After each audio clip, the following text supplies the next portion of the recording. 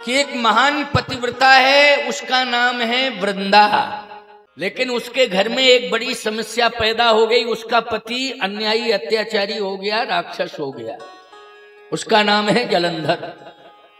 बहुत बड़ा अन्याय हुआ है, अत्याचारी हुआ। देवता भागते थे, 33 कोट देवता जिनमें बड़ी ताकत है। देवताओं में इतनी बड़ी ताकत है प्यारे, इन विद्वानों से पूछो कि मंत्रों में कितनी बड़ी ताकत है। देवताओं को धरती पर उतार देते हैं। ये कितना सुंदर दिव्य रामार्चन चल रहा है, ये पीठें बनी हुई हैं। कहने का तात्पर्य मेरा यह है कि ये जो आनंद प्राप्त हो रहा है आप जैसे भक्तों के द्वारा, तो भक्तों का विश्वास ना उठ जावे कहीं भगवान से। इसलिए भगवान कहते हैं कि मैं आ रहा हूं, मुझे परेशानी उठानी पड़ेगी, लेकिन मैं परेशानी उठाऊंगा, लेकिन आऊंगा। लेकिन कहने का तात्पर्य मेरा यह है कि परेशानी मनुष्यों ने ही पैदा की है। बोलो की है कि नहीं? और भगवान ने कष्ट उठाया है तो तुम लोगों के कारण उठाया है। इसलिए प्रयास किया जाए कि भगवान को कष्ट ना हो और हम भगवान का कार्य करें। तो इसके लिए एक ही साधन है, वो है श्री राम कथा, श्रीमद् भागवत की कथा, पुराणों की कथाएं। यही कथाएं माध्यम है कि हम राक्षसत्व से बच सकते हैं। हम राक्षसत्व से बच सकते हैं। हमारे अंदर मानवता आ सकती है, दानवता हमसे कोसों दूर चली जाएगी। हमारे अंदर क्या आएगी? मानवता। ये मानवता का पाठ पढ़ाया जा रहा है। एक बात आपको बतावें, जितना राम जी को कष्ट उठाना पड़ा उतना परशुराम जी को कष्ट नहीं उठाना पड़ा। बोलो भाई क्यों? जबकि राम जी के पहले परशुराम जी का अवतार, लेकिन इतना कष्ट नहीं उठाना पड़ा जितना राम जी को कष्ट उठाना पड़ा। आपको एक बात बताएं, रामा अवतार के बाद जो है कृष्णा अवतार हुआ, तो कृष्णा अवतार में भी भगवान कृष्ण को ज्यादा ना रहना पड़ा, ना ज्यादा कष्ट उठाना पड़ा। जल्दी जल्दी लीलाएं पूरी कर दी कि नहीं? इतना कष्ट नहीं उठाना पड़ा। नृसिंह भगवान, उनको भी कोई कष्ट नहीं उठाना पड़ा। वामन भगवान, कोई कष्ट नहीं उठाना पड़ा। आदि आदि बहुत अवतार हैं, लेकिन सबसे ज्यादा अवतारवाद में यदि कष्ट उठाने वाला अवतार हुआ है तो किसका हुआ है? प्रभु राम का हुआ है। बोलो हुआ है कि नहीं हुआ है? ये विचार नहीं है, बात है, महत्वपूर्ण बात है। मैंने चिंतन किया है, एक एक बात पर चिंतन किया कि सबसे ज्यादा कष्ट भगवान दास जी क्या है, सबसे ज्यादा कष्ट जो है किसको? लेकिन मैं राम का चरित्र सुना रहा हूं, प्रभु राम का चरित्र सुना रहा हूं, बता ये रहा हूं कि आज राम जी आ रहे हैं, लेकिन सबसे ज्यादा कष्ट उठाने वाला यदि कोई अवतार है तो वो रामा अवतार है। प्रभु राम ने कष्ट उठाया है। इसलिए हम सबकी हर श्वास पर राम का नाम है। जब कोई कष्ट होता है तो कहते राम। क्यों भाई? क्योंकि कृष्ण कहने में तो जीव नहीं पलटती है नहीं? क्यों भाई? जब हम बिल्कुल फुर्सत में होते हैं, एकदम मस्ती में, तब कृष्ण, और कष्ट में होते हैं तो राम राम। क्यों भाई? राम है तो वही राम कृष्ण है, कृष्ण ही राम है, कोई अंतर नहीं है। लेकिन कष्ट उठाने वाला यदि कोई अवतार है तो वो प्रभु राम का अवतार है। लेकिन इस पर विचार करना पड़ेगा कि हम भगवान को कष्ट ना उठाने दें। इसके लिए पहले ही इंतजाम कर लें कि पूरे परिवार को बच्चों के सहित हम सत्संग से जोड़ दें, संतों से जोड़ दें, जिससे हमारे घर में देवत्व बना रहे, मनुष्यत्व बना रहे, राक्षसत्व न आने पाए। ये प्रयास हमें करना है। देखिए कितनी बड़ी समस्या पैदा हो गई कि एक राक्षस ने देवताओं को पलायनवादी बना दिया। पूरे देवता भयभीत हैं। उसका नाम है जलंधर। एक कल्प सुर देख दुखारे, एक कल्प सुर देख दुखारे, एक कल्प सुर देख दुखारे, एक कल्प सुर देख दुखारे। समर जलंधर सन सब हारे, समर जलंधर सन सब हारे, समर जलंधर सन सब हारे, समर जलंधर सन सब हारे। एक कल्प सुर देख दुखारे, एक कल्प सुर देख दुखारे। समर जलंधर सन सब हारे, समर जलंधर सन सब हारे। सब हारे, देवता हार गए। और आपको बताएं, केवल देव ही नहीं हारे, महादेव भी हार गए। महादेव परम सती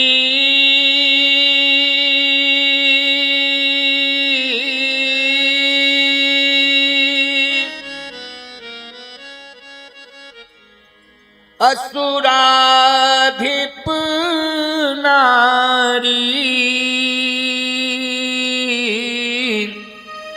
उतहि बलताहिन जिते पुरारी।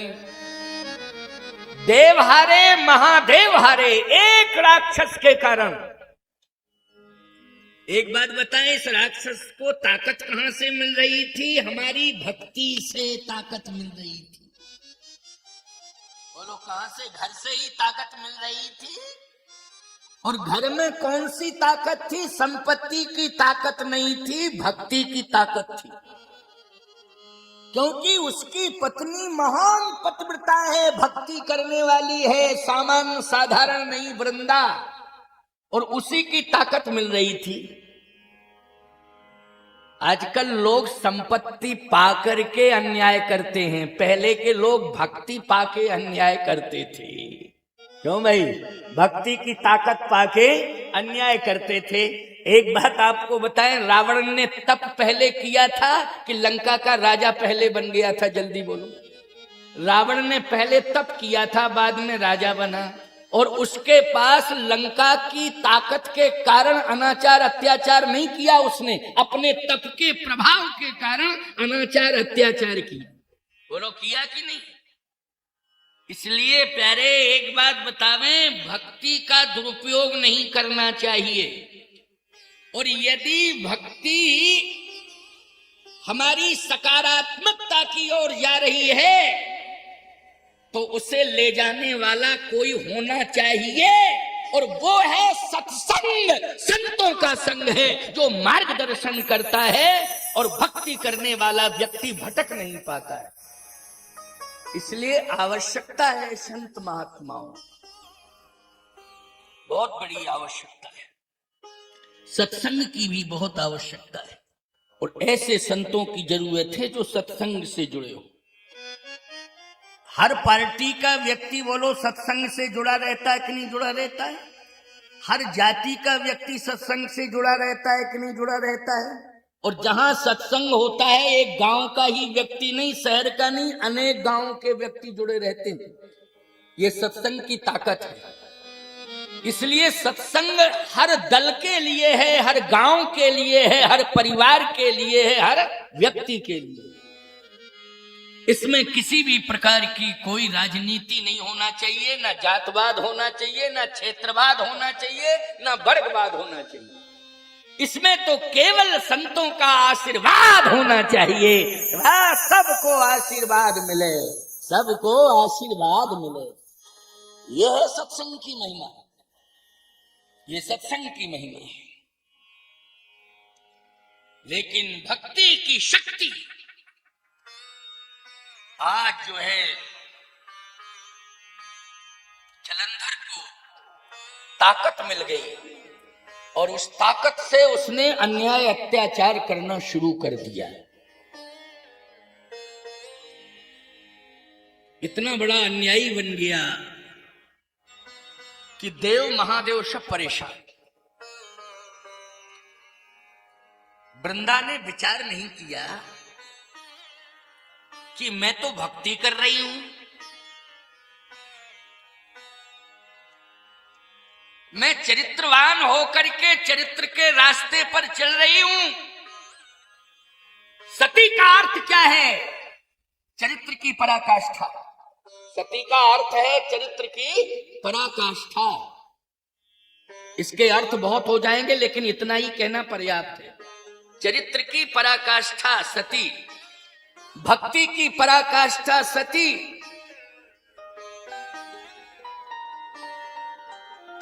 धर्मों की पराकाष्ठा, व्रतों की पराकाष्ठा सती। व्रतों की भी पराकाष्ठा, क्योंकि सबसे बड़ा व्रत तुम्हारे जीवन में है पातिव्रत धर्म। पातिव्रत और धर्म दोनों ही जुड़ गए ना। व्रत की पराकाष्ठा, धर्म की पराकाष्ठा, चरित्र की पराकाष्ठा, उसे सती कहते हैं। इसलिए एक राक्षस की पत्नी पराकाष्ठा पर पहुंची हुई है, लेकिन उसका पति अन्याय की पराकाष्ठा पर पहुंच गया है। ऐसा कोई पाप नहीं बचा जो जलंधर ने न किया हो। अनाचार अत्याचार की पराकाष्ठा पर पहुंच गया हो। भगवान ने कहा कि जो काम मुझे नहीं करना चाहिए आज मैं वो करने के लिए विवश हो रहा हूं, वृंदा तेरे कारण। बोलो रोए हैं भगवान, याद रखना। जब वृंदा का पातिव्रत धर्म नष्ट करने के लिए आए, इसके पहले रोए हैं भगवान। बोलो किसने कष्ट दिया है भगवान को? ईमानदारी के साथ बताओ। तुम लोगों ने ही कष्ट दिया है। बोलो दिया है कि नहीं दिया है? इतना अच्छा काम करने के बाद भी भगवान को रोना पड़े, ये दुख की बात है। इसलिए विचार करना चाहिए कि हम ऐसा काम करें कि भगवान को कष्ट ना हो, भगवान को कष्ट ना हो।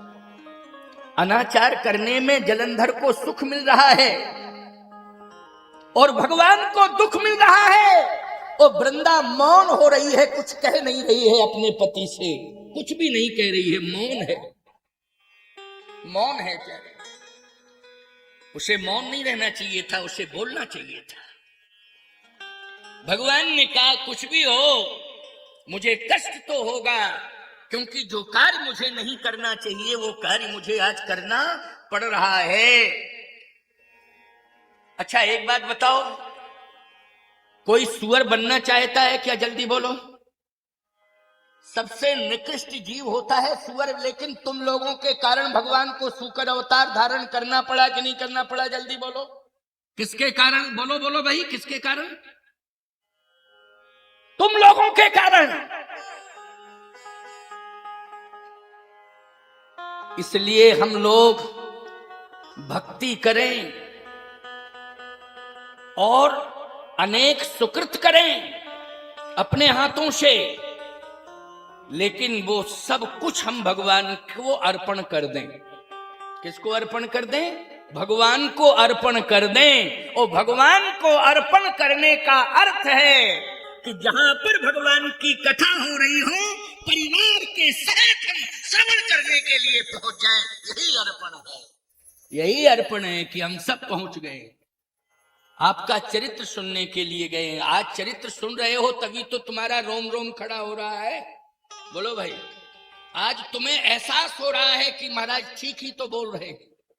भगवान का जन्म हो रहा है, लेकिन जन्म के हेतु अनेक हैं, उनमें जब जब होए धर्म की हानि, बाढ़ असुर अधम अभिमानी, तब तब प्रभु धर विविध शरीरा। और विविध शरीरा में शुक्रा अवतार भी हुआ। बोलो हुआ कि नहीं हुआ? शुक्रा अवतार। धारण करना पड़ा। ये कष्ट की बात है। प्यारे, वृंदा ने कोई प्रतिक्रिया विरोधात्मक नहीं की, और विरोधात्मक प्रतिक्रिया नहीं की तो ये करता ही रहा अन्याय। अगर रोकती तो कहीं ना कहीं प्रमाण मिल जाता, लेकिन ये तो करता रहा अन्याय, अन्याय पर अन्याय, अत्याचार अनाचार करता ही रहा। भगवान ने कहा मैं आ रहा हूं, तो भगवान स्वयं गए हैं, रूप बदल लिया भगवान ने। और भगवान ने जब रूप बदला तो छलिया कह दिया उनको। क्या कह दिया? ये छलिया है। बोलो, छलिया कहना पड़ा। अच्छा, किसी को तुम छलिया कहो तो उसे अच्छा लगेगा कि बुरा लगेगा? जल्दी बोलो। बहुत बुरा लगेगा, हमको छलिया कह रहे हो। लेकिन बोलो, कन्हैया को छलिया कहा कि नहीं कहा? यानी यहाँ छल करने वाले को छली कहते हैं, उसी को छलिया कहते हैं। ऐसे ही भगवान को छलिया कहा है, नारायण को छलिया। अरे केवल कन्हैया को ही छलिया नहीं कहा गया है, यहाँ तो स्वयं भगवान नारायण को छलिया कहा गया। छल कर तारे उतास व्रत प्रभु सुर कारज की। बोलो, छलिया हो गए कि नहीं? छल कर तारे उतास व्रत प्रभु सुर कारज की। छल करके भगवान ने व्रत भंग किया है वृंदा का। ये छल करना अच्छी बात नहीं है, जबकि भगवान के दरबार में बोर्ड लगा हुआ है। भगवान के दरबार में बोर्ड लगा है। भगवान कहते पहले इसको पढ़ो और इस नियम का पालन करो, तब प्रवेश करो, वरना भाग जाओ, लौट जाओ। तो आप कहो महाराज, कौन सा बोर्ड लगा है? निरमल मन जन सो मोहि पावा, ओ मोहि कपट छल छिद्रन भावा। बोलो भाई, लिखा है कि नहीं लिखा है? जब ये बोर्ड टंगा हुआ है, उस पर ये नियम लिखा हुआ है, लेकिन भगवान ने स्वयं छल किया है। छल कर तारे उतास व्रत प्रभु सुर कारज की। भगवान ने स्वयं छल किया है प्यारे। अब समझ लो, तुम लोगों के कारण किया है। बोलो, किया कि नहीं? प्रबल प्रेम के पाले पढ़कर प्रभु को नियम बदलते देखा, अपना मान टले टल जाए, पर भक्त का मान न टलते देखा। प्रबल प्रेम के पाले पढ़कर प्रभु को नियम बदलते देखा, निर्मल मन जन सो मोहि पावा, मोहि कपट छल छिद्र न भावा। लेकिन छल कर तारे उतास व्रत प्रभु सुर कारज कीन। भगवान ने छल किया, व्रत भंग किया। वृंदा ने कहा कि आपने मेरा व्रत भंग किया है, मेरा धर्म नष्ट किया है। आपने ये उल्टा काम कैसे कर दिया?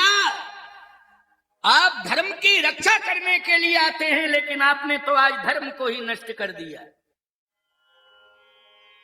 बोलो, धर्म की रक्षा करने के लिए भगवान आते हैं कि नहीं? असुर मार थापै सुरन राखे निज श्रुत से। असुर मार, भगवान ने कहा कि तुम ठीक कह रही हो कि मैं धर्म की रक्षा करने के लिए आता हूं। वृंदा ने कहा, यहां तो आपने धर्म की रक्षा नहीं की, बल्कि धर्म को नष्ट ही कर दिया। ये उल्टा पुल्टा नियम कैसा? भगवान ने कहा, बात यह है कि जहां पर धर्म होता है और वो धर्म यदि अधर्म की रक्षा करने में लग जाए, तब हम क्या सोचें? बोलो भाई, धर्म, भगवान ने कहा कि धर्म तू करती है, हाँ मैं करती हूं धर्म, लेकिन तू धर्म तो करती है, लेकिन तेरा पति अधर्म है और तू कवच बन करके उसकी रक्षा करती है। तब बोल, जब तू अधर्म की रक्षा करती है तो धर्म का दुरुपयोग कर रही है कि सदुपयोग कर रही है, ये बता। अपनी भक्ति का तू दुरुपयोग कर रही है कि सदुपयोग कर रही है, ये बता। अपनी शक्ति का तू दुरुपयोग कर रही है कि सदुपयोग कर रही है। वृंदा ने कहा, मैं धर्म संकट में फंस रही हूं, इसलिए फंस रही हूं, धर्म संकट में फंस गई, धर्म संकट में, क्योंकि वो मेरा पति है, वो मेरा पति है और मैं पत्नी हूं। अब पति की रक्षा करना मेरा धर्म है। भगवान ने कहा, पति की रक्षा करना तेरा धर्म है, तो पूरी ताकत तू रक्षा करने में लगा रही है, लेकिन अपनी ताकत पति को सुधारने में क्यों नहीं लगा रही? तू रक्षा करने में तो लगा रही है, लेकिन सुधारने में क्यों नहीं लगा रही है ताकत? क्यों लगाना चाहिए पूरी ताकत सुधारने में? अरे भाई ठीक है, हमारा धर्म है कि हम ताकत पूरी लगाएंगे, प्रयास पूरा करेंगे। अब नहीं होता परिवर्तन तो परमात्मा जाने, है परमात्मा जाने। लेकिन तूने एक बार भी मुझसे कहा कि हे प्रभु, आप आकर के परिवर्तन कराइए। कभी तूने आवाहन किया मेरा? बता। अगर तूने आवाहन किया, तेरे आवाहन पर वृंदा में नहीं आया हूं, मैं देव और महादेव के आवाहन पर आया हूं। मैं देव और महादेव के आवाहन पर आया हूं, तेरे आवाहन पर नहीं आया हूं।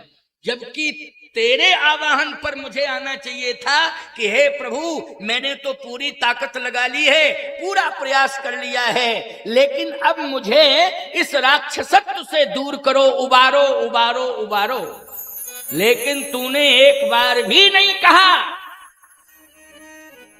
और तेरा पति अनाचारी अत्याचारी हो गया, अनाचार अत्याचार करता ही रहा, अनाचार बढ़ता ही चला गया, बढ़ता ही चला गया।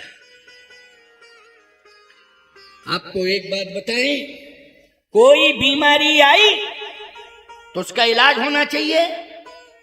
अगर इलाज से बीमारी ठीक नहीं हो रही है तो ईमानदारी के साथ बताओ, डॉक्टर खुद ही कह देता है प्रयास पूरा कर लिया, भगवान जाने। प्रयास तो पूरा कर लिया, लेकिन अब भगवान जाने। तो तू प्रयास तो करती कि इसकी राक्षसी प्रवृत्ति दूर हो जाती। अगर नहीं हो रही थी तो प्रार्थना करती कि प्रभु अब आप जानो। लेकिन मुझे आना पड़ा देव महादेव के आवाहन पर, मैं तेरे आवाहन पर नहीं आया हूं। इसलिए जो धर्म अधर्म की रक्षा करने में लग जाता है, भगवान कहते हैं कि ऐसे धर्म को नष्ट करने के लिए मैं स्वयं आ जाता हूं और ऐसे धर्म को पनिशमेंट देता हूं। जो धर्म अधर्म की रक्षा करे। भीष्म पितामह ने कुरुवंशियों की रक्षा करने का संकल्प लिया था। अच्छा, कुरुवंशियों ने ईमानदारी के साथ बताना, उसमें अधर्म का पूरा नेतृत्व कर रहा था दुर्योधन। बोलो नेता कौन था? अधर्म का नेता, अधर्म का नेतृत्व करने वाला वो नेता, उसका नाम है दुर्योधन। आपको एक बात बतावे, जो धन का दुरुपयोग करे वही दुर्योधन है। जो धन का दुरुपयोग करे वो क्या है? दुर्योधन है। इसलिए मैं एक बात कह रहा हूं, नेताओं चुनाव में ज्यादा धन का दुरुपयोग मत किया करो, नहीं दुर्योधन बन जाओगे। ज्यादा दुरुपयोग नहीं करना। आजकल लाइन लग जाती है पैसा खर्च करने की, क्यों है? ये तुम्हें विश्वास है कि हम धन से जीत जाएंगे? आपको एक बात बताऊं, जीत और हार परमात्मा के हाथ में है। जीत और हार तुम्हारे भाग्य पर डिपेंड है। तुम्हारे कर्मों पर डिपेंड है। यदि तुमने कर्मण्येवाधिकारस्ते मा फलेषु कदाचन, यदि तुमने सुकृत किए हैं तो निश्चित है कि उसके परिणाम स्वरूप तुम्हारी जीत होगी, और यदि तुम्हारे सुकृत नहीं है जीवन में तो कभी तुम्हारी जीत नहीं होगी, निश्चित रूप से तुम्हें पराजय ही मिलेगी। लेकिन अब जीतने के बाद अगर तुमने सुकृत नष्ट कर दिए तो फिर अगले बार तुम्हें परिणाम बेकार मिलेगा, और यदि तुमने सदुपयोग कर लिया, तुमने अपने चरित्र का निर्माण कर लिया, तुमने केवल सड़क निर्माण ही नहीं साथ ही साथ चरित्र का निर्माण किया है, तुमने केवल मात्र विकास ही नहीं तुमने परंपराओं पर भी ध्यान दिया है, तो निश्चित रूप से तुम्हारा नेतृत्व सफल माना जाएगा, और इसी देश में तुम्हें इंसान नहीं भगवान मान करके लोग तुम्हारा सम्मान करेंगे। अगर तुमने नेतृत्व सही किया, धन का दुरुपयोग नहीं करना है, पद का दुरुपयोग नहीं करना है, अगर तुम व्यापारी हो तो याद रखना लक्ष्मी जी तभी प्रसन्न होंगी जब तुम धन का सदुपयोग करोगे। अगर धन का दुरुपयोग करने लगोगे, हम देख रहे हैं कि आजकल जो नए बच्चे हैं वो कहीं ना कहीं धन का दुरुपयोग कर रहे हैं। आज रात्रि में सड़कों पर निकल जाओ तुम तो याद रखना तुम्हें आंख बंद करनी पड़ेगी कि रात्रि में हमारे बच्चे कहां भटक के जा रहे हैं। रात्रि में ज्यादातर दुकानें अंडे की मिलती हैं, ज्यादातर दुकानें खान पान दूषित दुकानें मिलती हैं, बोलो भाई। और रात्रि में हमारे बच्चे भटक रहे हैं, दूषित भोजन कर रहे हैं, क्योंकि परिवार को धोखा दे रहे हैं, धन का दुरुपयोग कर रहे हैं। नहीं नहीं नहीं, रात्रि सोने के लिए बनाई है और रात्रि घर के लिए बनाई है, घर में रहने के लिए बनाई है, सोने के लिए बनाई है, और सोने के पहले माता पिता की सेवा करके सोने के लिए रात्रि बनाई गई है। अगर ये संस्कार तुम्हारे जीवन में आ जाएगा तो याद रखना सम्मान भी तुम्हें मिलेगा और धन भी तुम्हें मिलेगा और भगवान भी तुम्हें मिलेगा। रात्रि सड़कों पर भटकने के लिए नहीं है, रात्रि घर में विश्राम समय से विश्राम करने के लिए। कोई परिस्थिति आ गई है, शादी विवाह है, कोई कार्यक्रम है, अलग बात है, लेकिन हर समय शादी। अच्छा एक बात बताओ, पितृपक्ष में तो शादियां नहीं होती हैं हिंदुओं के, बताओ। हर मास में शादियां नहीं होती हैं? होती हैं क्या? नहीं होती ना। अच्छा श्रावण में शादियां होती हिंदुओं के, भादों में शादियां होती हिंदुओं के, जल्दी बोलो। लेकिन आप ऐसा कोई महीना नहीं मिलेगा कि रात्रि में 12 बजे तक भाग दौड़ न मची हो, कोई महीना ऐसा नहीं है। आजकल तो बरसात में भी वाटर प्रूफ ड्रेस, क्यों भाई?